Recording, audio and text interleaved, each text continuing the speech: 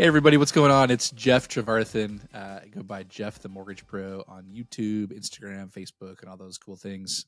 This is the Homebuyer Success Podcast, where we talk to different real estate agents around the country, and we get their perspective and their professional opinions on what's working in today's market to help you get your offers accepted, to help you become, competitive clients, and to help you get into your dream homes, really. Today, we're joined by Jodi Kruse out of Reno, Nevada. Jodi's with Sierra Nevada Properties. That's right, Jodi, right? Yes, thank you. Yes, make sure I got that right. And she is an expert in helping buyers and sellers in her market. And so I'll let Jodi just do a brief introduction about you. Tell us a little bit about what your background is, if real estate was your first career or not, and you can go from there. Okay. Hi, thanks for having me on. It's exciting. My name is Jodi Kruse, and I have lived in Reno, Nevada for 35 years, and it's almost as long as I've been born. So when people say, Awesome. when people say, have you lived here your whole life? I just go, yeah, just go with it. Pretty much. So I handle and work in the Washoe County area. So Reno, Nevada, kind of where we have some rural areas. So some 20, 30, and 45-minute out, probably no further than that. And I've been in the business coming on 12 years. I have a background in finance. I used to do a little bit of lending in my early 20s. So yesterday. And then I also worked in technology. And so I started, my hobby was buying and selling real estate and investing, and it slowly worked into a career in real estate. So that's how I ended up here. I love it. Well, I always think it's really cool when people have a background in mortgage finance because you kind of understand what's going on, right? It's not easy to do for sure. And when you have a background in that, I really trust you when you're doing your transactions on the real estate side because you know what's going on the other side of the transaction, right? So it's super helpful for that. So, well, great to have you on the show today. I really appreciate that. Let's talk a little bit about kind of like what your numbers look like. And they don't have to be exact, but I know that you're a pretty darn good producer in your market. So give us an idea of what you do for, roughly how many buyer side transactions do you do, or how many transactions do you do total? And then kind of give us an idea of what your volume looks like too. Okay. So I was looking at that, and I'm about 50-50 with both sides. Last year I had a few more buyers than I did listings in the year before. I had more listings than I did buyers, but it averages out to about 50-50. This year, I'm doing half the transactions, but my sales volume will be about 23 million. So it's half the transactions, but the volume has increased. I do handle residential and commercial. So I work with a lot of my residential customers are business owners, and that is how I started looking into and getting into commercial. And so I've been doing that now for about 6 years, and it's just great to have that experience for my investors and for my business owners. Awesome. Well, for the listeners out there, just so you know, like when you're doing in real estate side of stuff, if you do 10 million a year in real estate, like you're doing pretty darn good for yourself. So Jodi is over double 10 million a year at 23 million a year. So that's congratulations to you, Jodi. That's a phenomenal last couple years in your history of doing real estate stuff. So let's jump in and ask a couple questions. We'll talk to you about some buyers. If you have perspective from the listing side of stuff too, please feel free to give it that way too, because I think that's important as well. Listeners can benefit from both your experience as a listing agent and as a buyer's agent. So first question, how do you build trust and rapport with your buyers to create like a long lasting relationship beyond just a single transaction with them? So, I've been really lucky working with my warm market, my sphere, people that have known me for years. And with that comes trust. But when you meet somebody that doesn't know you, isn't familiar with, how you do business, what separates me from other people, I think, is I do take the time to get to know their situation, because everybody's situation is different. Everybody's goals and dreams are different. So understanding what my clients' needs, wants, dreams are, I think, helps build that rapport. Yeah, totally. I would agree with you. I think that both of our businesses are structured in the same way, in that we both work on referrals, right? So if you have, a network of people that know you and like you and trust you, and then when you get referrals from them, the trust is inherent. So that's really great that you work the same way that I do. Like, I don't spend any money on advertising. I don't know if you do or not, but at the end of the day, like, that seems like the best way to take care of clients is just through a valued relationship with somebody else, and that's when they can refer you and help you out and do it that way. So I think you would agree, right? I do. And I think it attracts a certain type of buyer and seller, a certain type of client, which works well with our personalities, um, to start. So when you get that warm referral, it's great to have it that way. It's not Yeah. always the case, but I would say the majority of my business. And um, this year, I decided to lean into advertising a little bit. So I have invested some advertising dollars, which I have not done in the past. The Hmm. market shifted a little bit, and I thought, you know what, I'm going to take this opportunity to lean into it and see what that looks like at the end of the year. Make decisions a little bit differently this Yeah, year. that's it's important. The market has completely changed, obviously, over the last couple of years. So if you're leaning into that, I'd love to see what the numbers look like and what they tell you about if that's working or not. So we'll have to follow up with that later on. Okay. Um, when you're representing buyers in a seller's market, this is like very relevant to kind of where we're at today. Just so everybody knows, we're doing this podcast here in the middle of September of 2023. Inventory is at an all-time low. I know in my market in Silicon Valley, it's just blows my mind how few homes are for sale. And I think that we're dealing with that all the way across the country as well. So when you're representing buyers in a seller's market, what tactics do you have to employ to increase the chances of a successful purchase? So, although it's a seller's market, and I'm going to speak to my area specifically, your area might feel a little bit Yeah. differently.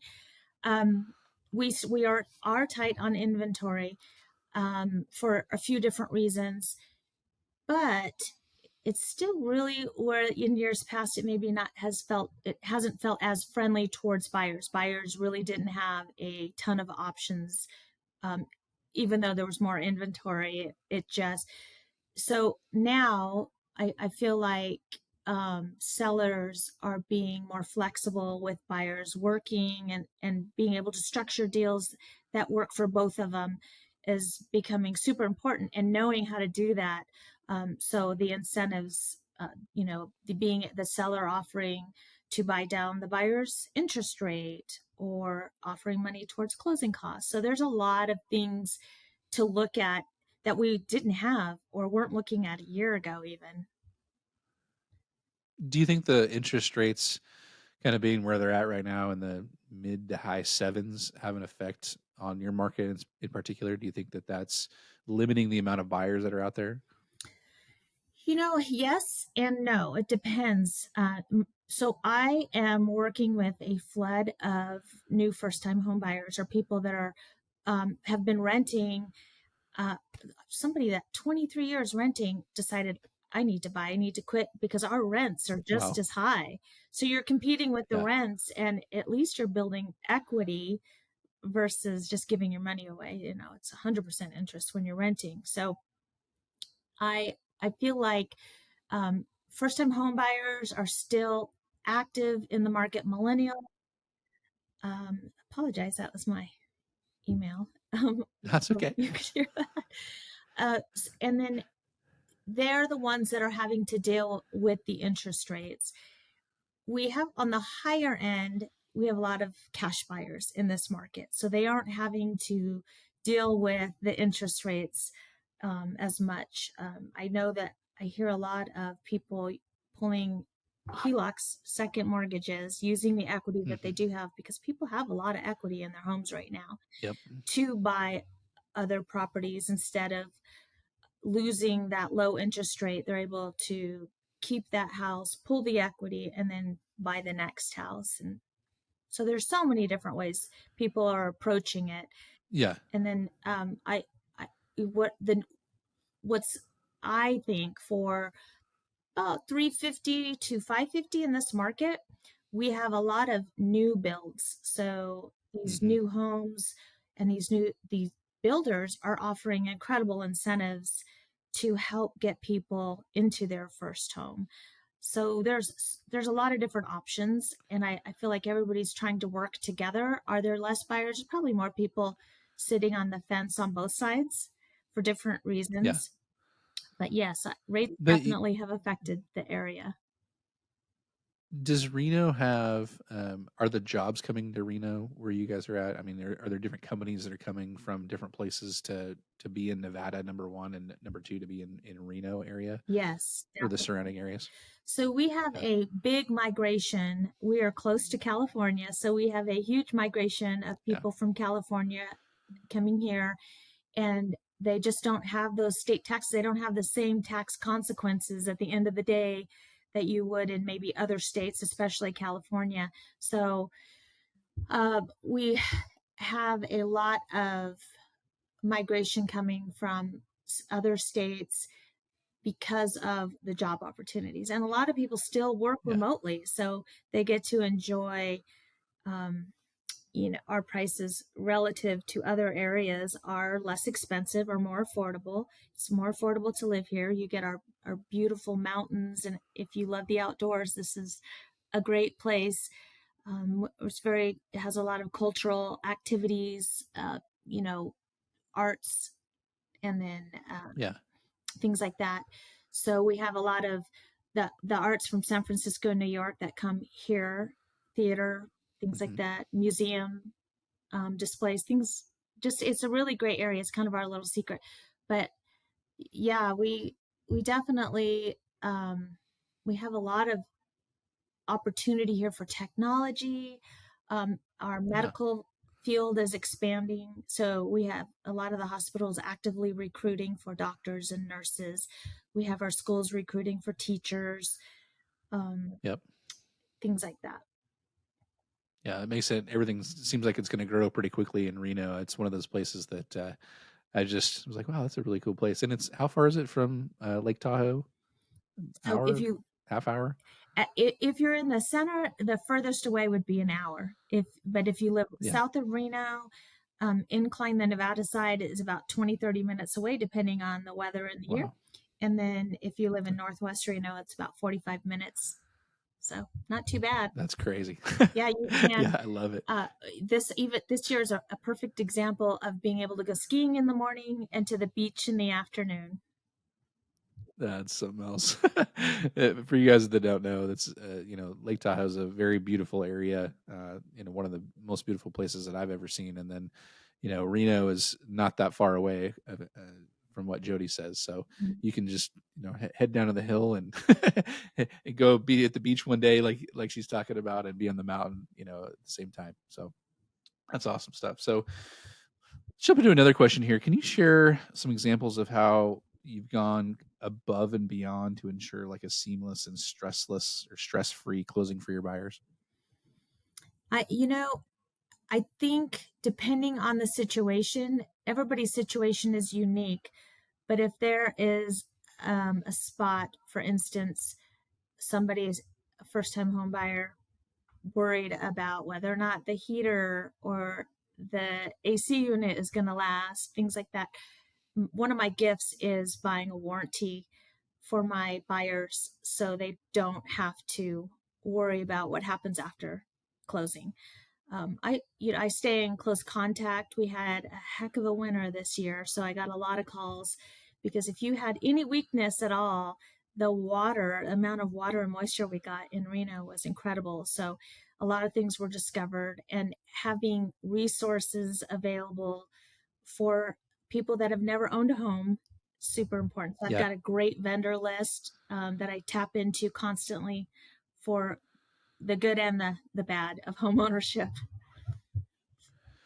That's great. Well, two questions come to mind just in listening to you say that. Number one, tell everybody what a home warranty is, in case the listeners out there don't know what that is. Okay, so home warranty is what you buy after closing, and it basically covers your appliances, but you can buy a warranty that will cover your roof and plumbing, and you can kind of build your warranty out a little bit more, make it beefier. But basic warranty just covers appliances and plumbing and things like that. I Even when I list a home, I put a warranty on it. And the reason I do that, here's a perfect example, is one time I get this call from a buyer's agent on one of my listings saying, "Hey, your house has 2 inches of water in it." Oh, So I zoom over there, and the homeowner went in and kind of tightened something under the bathroom sink a little too tight, and it burst. And so oh, we turned off the water and then called the warranty company, and they had somebody out there and they cleaned it up. And what would have cost probably $1,200 ended up costing the homeowner $75 out of pocket. wow. And it saved, I've had the water before almost kill a transaction, but because of the warranty, instead of delaying a transaction or losing the transaction altogether, we get it fixed, taken care of, and it just Yeah. makes it seamless and everybody's happy. And then who pays for the warranty? Is that the buyer? Is it you? Is it the seller? So who typically pays for the warranty? On the listing side, we take care of it. And then the buyer does have the option at closing to buy the warranty, but I do that for my buyers. Wow. Well, it's a great service that you add if you're going to be able to do that. Yeah, it just provides that's peace super of helpful. mind. I've got a whole furnace replaced one time for my own warranty. I put warranties on my house, so I use them. I know the value Smart. of them. Yeah, absolutely. And another thing you mentioned too is that you have a pretty robust vendor list. And I can speak from my experience too that I think that's super important to have. So tell everybody, like, what is the importance of you being very well connected and having lots of resources for people, especially in terms of vendors? Because I have a working relationship with a lot of vendors and companies here in town, I can maybe get quicker service sometimes. I can, when everybody else is busy because somebody's AC broke in the middle of the summer, I can get somebody, out there sooner, ask for a favor. And it's just nice because not everybody advertises the way they maybe could advertise. So it's hard. There's so many people, you don't know who to trust, you don't know who to call, and the ones that do advertise are all busy. So I have a vendor list that I've been working with for 12 years, and I'm constantly adding to it. So people go out of business, people move on and do different things. I'm always updating my vendor list to keep it current and ready to go in case of an emergency or need.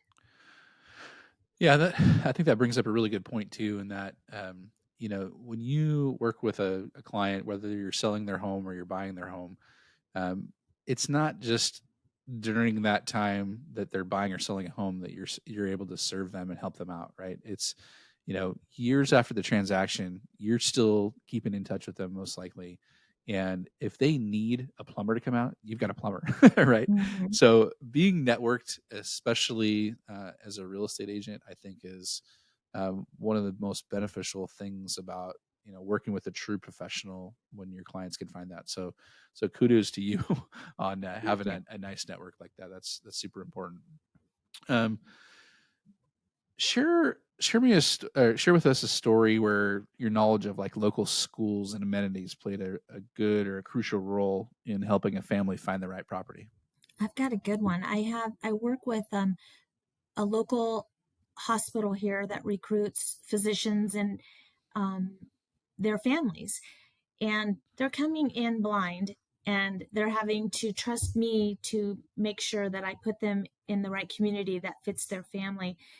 And when they have kids, it's going to be important that they can make friends and be involved in activities. And so I can point them in the right areas and neighborhoods. And some want clubhouses that kind of have the swimming pools, or some want to be close to ballet classes and things like that. So knowing the community and what the clients need and want, things like that, what their family is all about, Yeah. especially when they're from out Yeah. of It seems state. like, yeah. Do you find that a lot of like schools is like one of the most important things for the buyers that they're looking for, with your buyers at least?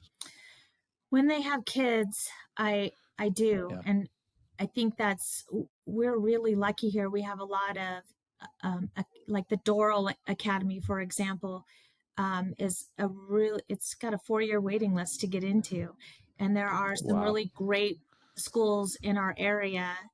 So it does, depending on the age. I think we've got a lot of private schools along with our public schools, and they're still releasing brand new elementary schools in the new communities, which is really cool because it's close to your house, it's within walking distance. Yeah. And I got to do that with my daughter. I got to walk her to school every day because the school was just a couple blocks away, so it was pretty cool to do that. That's super, super beneficial. Let's see. Next question here. What resources do you offer buyers interested in leveraging real estate as an investment? So if somebody's going to buy a property, not just for a place to live, but in terms of maybe they want to rent the property out or do something like that. So I really advocate for property managers if you're looking to do a hands-off situation. If you're looking for passive income, property manager really makes it passive income versus working. But if you're I have a lot of investors that want to do it all, that are hands-on, and they're Yeah. more interested in the areas that um, they can worry less. Like they don't want to worry about the tenants and the Yeah. area, maybe what areas are better to buy in, hold the investments, what the cap rate is, things like that. So knowing the area, knowing and working with lots of different investors, and knowing what's difficult to buy. So multi-unit right now is a hot commodity in this town Yeah. because we For have sure. so much movement here that people rent temporarily. So a lot of people have jumped on apartments and Hmm. multi-units, things like that. Yeah. And you were saying that rents are still high too, so it seems like Yes, buying multi-family type stuff would be actually a really good investment. it is. It is. If you can get in on it, it's hard though, because they go like They're that. super competitive, right? Mhm. Yeah. Yeah, even Very, very and we competitive do in have that. a lot of new apartment buildings being built up. So that's helpful for the influx of people coming in, that temporary space to rest your head and feel safe. And those options are available until you can find a home. Yeah. All right, last question for you here, Jody. How do you help buyers overcome the challenges of a limited inventory market, kind of like what I think what we have right now, um, and find properties that meet their criteria? Well, knowing the areas is super important. For me, that has been the key this year, is listening to what they want. I think helping the buyer understand that sometimes you have to be flexible in your decision. Um, so we can't always, sometimes we can, but we can't always go into the perfect scenario, the perfect home Yeah, with the perfect backyard, but we can get pretty darn close. And so help, helping people stay flexible and open-minded is one of the things that I'm really good at, explaining right up front. Here's what the market looks like. Here are some of the, let me show you what the opportunities look like, and maybe showing them things they hadn't thought of, things like that. yeah. I think that it's definitely something that you have to be flexible with too, because things are always changing. I mean, seasonality different times of the year, different types of buyers, different types of sellers, Mhm. inventory, no inventory, all those things make it so that it's continuously changing. And it sounds like you adapt very well to that changing marketplace, right? Yeah, and then the changing marketplace, but right now I think we're in uncharted territory. So working with a lender partner like yourself that really understands all the options out there for a buyer is going to be super important for their success as well. So partnering up with the right lender and realtor, you're going to find a lot of success in that too. Yeah, absolutely. Well, Jody, this has been great. Let's why don't you tell the listeners out there if they would like to get a hold of you, if they have any questions about real estate and what you can offer. I mean, it doesn't have to be anybody that's listening that's going to be in Reno area. It could be somebody anywhere in the country. If you have questions for Jody, how can they reach out to you and get a hold of you? Uh, they can they can call me. I'm on Instagram. I'm on Facebook. I'm Reno's Realtor Group, and I have a Okay. website. It's interactive. It shoots me messages. We can live chat. It's not a bot. It's me. So there you can call me. Um, I've got all kinds, and it's my name. So if you my last name is Kruse. So if you type that in, you should be able to find me pretty easily in a lot of different social platforms, or if my cell number, Yeah. What's your Instagram handle? Reno's Realtor. Reno's Realtor. Okay, so everybody remember that. So Jody does a lot of short form video content. She puts a ton of stuff out on Instagram for her viewers. She gets lots of views on her reels that she does. I think she's one of the better professionals out there, providing a lot of information for not just her market, but for markets all across the U.S. So jump on Instagram and make sure that you follow Jody on there. My name is Jeff Trevarthen. I am a residential mortgage loan officer. I originate mortgages. I'm licensed in 25 different states, but if you're out there and you're trying to find a loan, I can definitely help you with that. I specialize in first-time home buyers, just about anywhere in the country, and then especially VA buyers as well. So if you guys have any questions, please make sure you feel free to reach out to me. You can reach me at Jeff the Mortgage Pro on Facebook, Instagram, and YouTube. And if you guys have any questions at all, please make sure you reach out to us and we'll get you in touch with the right person. But thanks so much for joining us on our show. And I will look forward to chatting with you guys on the next one. Have a good one. Bye. Thanks, Jeff. Thanks, Jody.